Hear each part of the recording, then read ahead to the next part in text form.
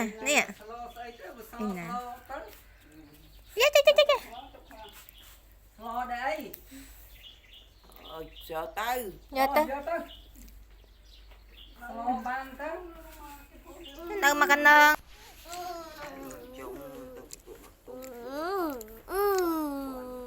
ấy chọn mà sẽ sao chẳng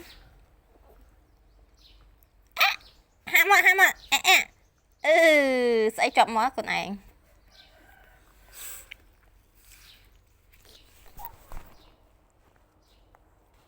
cũng pa bị phần thọt nè toàn clean tập nhẹ bị đánh mong bấy ấy rồi nè mà bấy chiên ấy